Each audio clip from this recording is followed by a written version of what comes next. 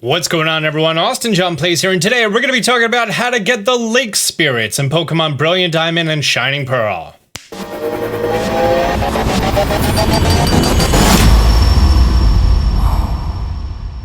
This is considered part of the story, although there is actually some procedure required to figure these things out, and that's the reason I want to put this video out here. I did recently, I think 3 hours ago, release my video on what balls you should be grabbing and what balls you should not be grabbing. Obviously, the ones with consent. After you reach a certain point in the game, even though they're literally talking about the Lake Guardians all the time, they literally tell you go to a place with a Lake Guardian. And then, after you catch your box legendary, you are going to be able to catch the Lake Guardians. Now is also a fantastic time to talk about the fact that these 3 Lake Guardians are not shiny locked. You have an option here. You can just completely ignore this thing and continue on and become champion and then come back for a shiny hunt, or you could catch these 3 Pokemon now. Unfortunately, as it stands at this point in time, you can only catch these Pokemon once in your game. If you do want to shiny hunt these Pokemon, you want to save in front of them and encounter them. First of all, we're going to make our way to Veilstone City for our first Lake Guardian, which future Austin is going to put on screen because I forget their names all the time. It's not the pink one, I know that. And first we're going to be going after the blue bootleg Mew, Azelf. I lied, I like to go from Pastoria City because there's less trainers. Alright, fantastic. Right here on Route 214 is going to be the Valor Lakefront. And the Valor Lakefront, you've actually come here already. If you haven't come here already, this is a spoiler, so you may want to add this to your watch for later and come back. But if you have been here for the story and you know what I'm talking about, well then fantastic, because this is where you need to be. This is where the action is. Hey, remember this lake that was totally empty and you had all the Magikarps flippity-flopping everywhere? Well, now they're no longer flippity-flopping everywhere. And in the middle, gasp, there's going to be a big old shark bait cove sort of looking monument over here. And look, it's the blue bootleg Mew. Before you enter this battle, I recommend saving the game. I don't care about your autosaves. You can have autosaves on or off, but I do recommend saving your game. Hopefully your Pokemon are high enough level and you're prepared for this. And by prepared for this, I mean maybe you have a false swiper, but you definitely need to have a Pokemon with status ailments and you need to have a Pokemon who can take a few hits, know what I mean? Well, great, it's Azelf, level 50. As I mentioned, first turn of battle, you always want to use a quick ball. Don't care what you're battling or anything else. Always throw a quick ball at that 5% chance that I didn't get that the Pokemon is going to be caught. Great. The reason I like to throw out my Torterra first is because, oh, it does have the increased crit chance. Oh, wow. Okay, perfect. It did a lot of damage, more than I was expecting. And now I have the option. Do I want to put it to sleep for a higher catch rate, or do I want to paralyze it for a lower catch rate? Obviously, they have their trade-offs. If it's asleep, then it's going to wake up, and then I'm going to have to put it back to sleep again. So for this first one, we'll put it to sleep with my Altaria over here. I'm just going to go ahead and use Sing. It avoided the attack. It avoided the attack again. It avoided the attack again. Okay, fantastic. It fell asleep. You can tell by the PP that I've lost. I've used it 4 times. I had Razor Leaf, I had Quick Ball, and now I'm going to be on the 7th turn. So it's not time to use a Timer Ball yet. It's not a water type. It's not a bug type. I am in a cave, so the best ball for me to use right now would be a Dusk Ball. So let's go ahead and use the Dusk Ball. This should be about a 12% catch rate. Aw, would have been too good. Too good. Great, this is now turn 8 of battle. Let's use a Dusk Ball again.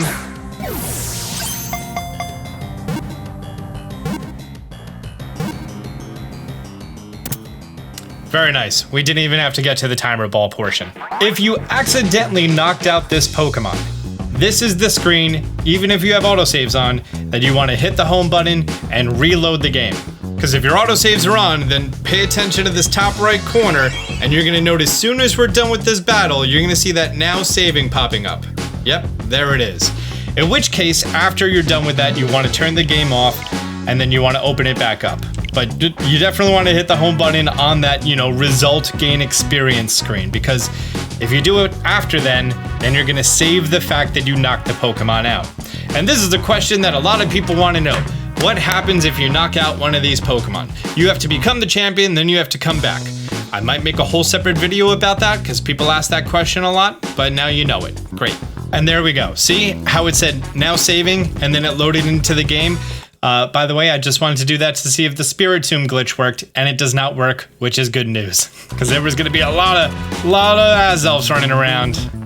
As if the fact that you're catching 3 almost identical Pokemon wasn't good enough already, right? Great. The next Lake Guardian that we are going to be going down and catching is going to be in Snow Point City. Shout out to Bradley. From Acuity Lakefront, we're just going to walk to the left through the grass, not getting an encounter, not getting an encounter. Then we're going to be reaching Lake Acuity over here. And we're going to hop on our ball. Whoa, and there's going to be another rock-like structure over here that we've analyzed so much in Pokemon's Arceus trailers. And this Acuity Cavern is going to have Yellow Bootleg Mew. As always, drop down a save right in front of Yellow Bootleg Mew. That way, in case you knock it out, then you're not going to be in trouble.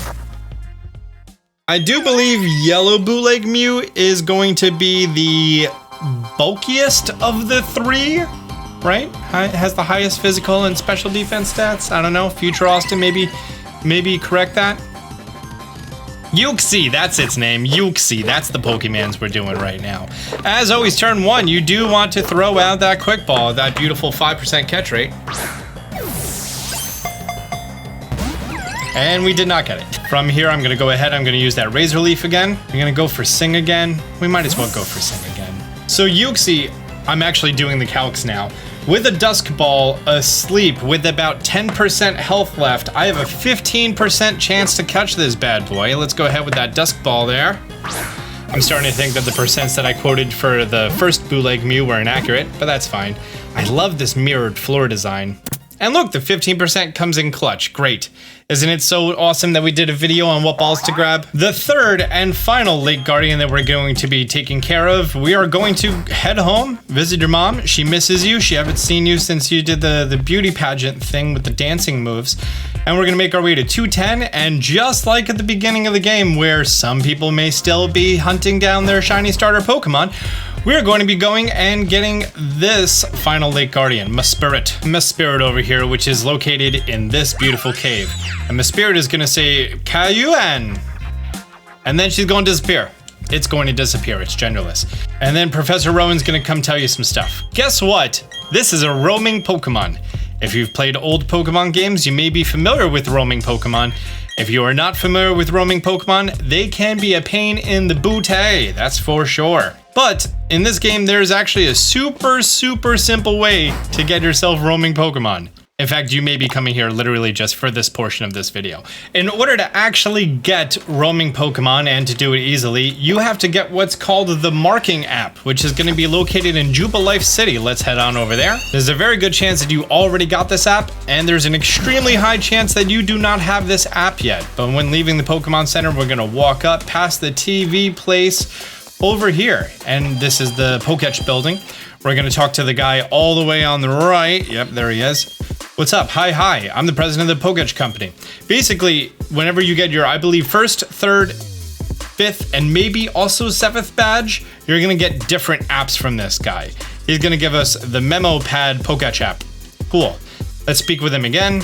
Yes, the Marking app. Beautiful. Now that we have the Marking app, we are going to head just north to Floraroma Town. From Floraroma Town, we are going to be walking over here to the right onto Route 205, and then right there, Valley Windworks. The Marking app is app number 12, and you're going to see two things here. One is going to be that outline square. That's your current location. And the little monster face is going to be the location of currently roaming Pokemon. Oh, I could put down little things. Cool. I love this route. That's useful. Anyways, how this works is we are going to keep that over there, and we are going to keep our eyes at exactly where we are. When I walk to the left, you're going to see that I'm back on Route 205. And when I walk to the right, you're going to see I'm back at Valley Windworks. Every single time that I move between these two locations, my marker moves and the roaming Pokemon is going to be moving. All you have to do is just stand right here, walk back and forth, and eventually wait for the two to line up. Shucks. It's on the route, and I'm at the Valley Windworks. I was about to say, the reason we're doing these two locations is because if you try to chase it, when you go to that location, it's gonna move again. Really? 3 times in a row. Okay, fantastic. It's currently on Route 205. Now, you're also going to notice that my square seems lower than where that Pokemon's icon is. That just means it's halfway up on the route. And there's one specific patch of grass that we have to walk into to encounter it. If you want to shiny hunt the Pokemon, I'm fairly certain you have to do the hunt before the first encounter. So, you want to drop down a save before the patch of grass. In fact, no matter what, drop down a save before the patch of grass, okay? That way, in case you knock it out, you can still re-encounter it. Now, Azelf, Uxie, and Mespirit are all level 50. The Pokemon in this patch of grass are below level 50. So I recommend getting a Pokemon whose level is below 50, yet above the wild Pokemon. I'm just gonna throw this Absol in my party for right meow. I already used a Repel, but now would be the time to use a Repel. So going into this battle with Mespirit, it's going to run away. That's what it does. And then you have to do this whole process over again, which basically means that you have a couple of options here. Well, one, I just want to test if I send out a Pokemon that's slower than it, will it run away before I move, or am I guaranteed to move? Because I want to know this because I don't know it. Oh, it's guaranteeing me one move before it flees. Cool. So because you're guaranteed one move before Mespirit runs away, you have an option here on what you want to do. You can choose to trap the Pokemon in, either by using Mean Look, or a Pokemon with Arena Trap as the ability. You then whittle its health down, give it a status condition, and then throw your appropriate balls like we did for the previous two Pokemon. Alternatively, use your Master Ball. That's going to be one of the most pain in the butt Pokemon. It might be a good idea to use Master Ball. And your third option, which is a little coy, if you don't have a Pokemon with Mean Look, if you don't have a Pokemon with Arena Trap, you don't want to use your Master Ball, you don't want to go find a Pokemon with Arena Trap, you don't want to go find a Pokemon with Mean Look, you don't want to give Mean Look to a Pokemon, you can do this, which I don't recommend this strategy. I recommend the 7 other alternatives that I've given you to getting this roaming Pokemon. And this kind of reminds me of when I was a kid and my dad would ask me to mow the lawn, and part of mowing the lawn is doing all the edging, and sometimes I would just take out the weed whacker and I would do the edges, and then I would walk around and then I would do all the tall blades of grass, and next thing I know I need to refill up the gas, and I've spent so much time doing this already. It would have been faster just to grab the lawnmower and do it right. Know what I mean? Well, anyways, turn 1 with this roaming Mespirit, you have a 10.4% chance to catch it. And then you would do that, it flees, you turn the game off, you turn it back on. Which, in theory, after 10 attempts at this, you should catch it. By 19, you're almost guaranteed to catch it. Now that I've talked about how much of a bad kid I was, I want to see how many times it takes me doing this in order to get this Mespirit. Nope. Number 3. Could you imagine I get a shiny Mespirit? People would be very mad at me. People would call it YouTuber luck.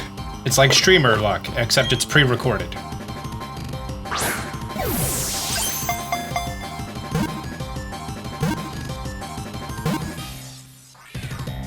Oh, look at that! Only took 4 tries. That was 5 minutes. All right. You know, I just kind of came up with that. I just kind of came up with this strategy, like, I don't know, in the last couple minutes, and yeah, you know what? I would definitely recommend doing this. And there we go. That's how you can get a roaming Pokemon if you're too lazy to go get Arena Trap or a Mean Look or anything else like that.